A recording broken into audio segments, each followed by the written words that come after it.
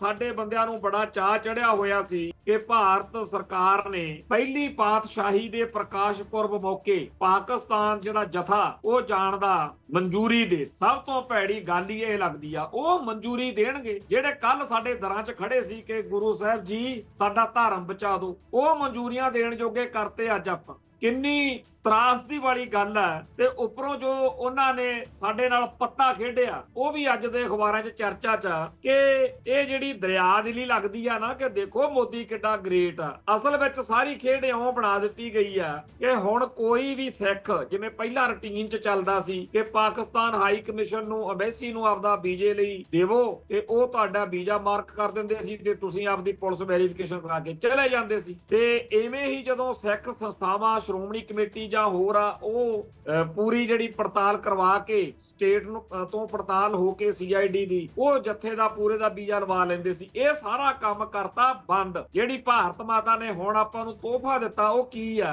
ਕਿ ਜੇਕਰ ਕਿਸੇ ਸਿੱਖ ਨੇ ਪਾਕਿਸਤਾਨ ਹਾਈ ਕਮਿਸ਼ਨ ਕੋਲ ਯਾਤਰਾ ਲਈ ਵੀਜ਼ਾ ਲੈਣ ਲਈ ਕੋਈ ਚਿੱਠੀ ਪੱਤਰ ਦਿੱਤਾ ਤਾਂ ਸਭ ਤੋਂ ਪਹਿਲਾਂ ਤਾਂ ਉਹਦੇ ਖਿਲਾਫ ਪਾਸਪੋਰਟ ਕਾਨੂੰਨ 1967 ਦੀ ਧਾਰਾ 19 ਦੇ ਤਹਿਤ ਕਾਰਵਾਈ ਕੀਤੀ ਜਾਊਗੀ ਕਿ ਤੂੰ ਪਾਕਿਸਤਾਨ ਨੂੰ ਵੀਜ਼ੇ ਲਈ ਅਪਲਾਈ ਕਿਵੇਂ ਕਰ ਲਿਆ। ਸਭ ਤੋਂ ਪਹਿਲਾਂ ਤਾਂ ਇਹ ਤੋਹਫਾ ਦਿੱਤਾ। ਫਿਰ ਕਿਵੇਂ ਉਹ ਕਹਿੰਦੇ ਜੀ ਅਸੀਂ ਆਪ ਦਾ ਇੱਕ ਸਿਸਟਮ ਬਣਾਇਆ ਜਿਹੜੇ ਸਾਡੇ ਪੱਕੇ ਪਰਖੇ ਹੋਏ ਪਿੱਠੂ ਬੰਦੇ ਆ ਇਕੱਲੇ ਪਾਕਿਸਤਾਨ ਹੁਣ ਯਾਤਰਾ ਜਥੇ ਨਾਲ ਉਹ ਜਾ ਸਕਦੇ। ਸਿੱਧੀ ਜੀ ਗੱਲ ਆ ਮੋਦੀ ਦੇ ਕੇਸਾਧਾਰੀ ਜਿਹੜਾ ਹਿੰਦੂ ਸਿੱਖ ਨੇ ਉਹਨਾਂ ਤੋਂ ਬਗੈਰ ਕਿਸੇ ਕੌਮ ਪ੍ਰਸਤ ਪੰਥ ਪ੍ਰਸਤ ਸਿੱਖ ਨੂੰ ਵੀਜ਼ੇ ਤੋਂ ਸਾਫ਼ ਤੌਰ ਤੇ ਨਾਮ ਜਾਣੀ ਕਿ ਭਾਰਤ ਸਰਕਾਰ ਦੇ ਲੱਤਾਂ ਹੇਠਾਂ ਦੀ ਲੰਘੋ ਤੇ ਤਾਂ ਤੁਸੀਂ ਜਾ ਸਕਦੇ। ਸਾਡੇ ਸ਼੍ਰੋਮਣੀ ਕਮੇਟੀ ਵਾਲੇ ਅਕਾਲ ਤਖਤ ਦੇ ਜਥੇਦਾਰ ਤੇ ਹੋਰ ਜਿੰਨਾ ਲੱਲੜ ਪੱਲੜ ਆ ਸਭ ਨੇ ਇਹੀ ਵਧਾਈਆਂ ਜੀ ਮੁਬਾਰਕਾਂ ਜੀ ਬੱਲੇ ਬੱਲੇ।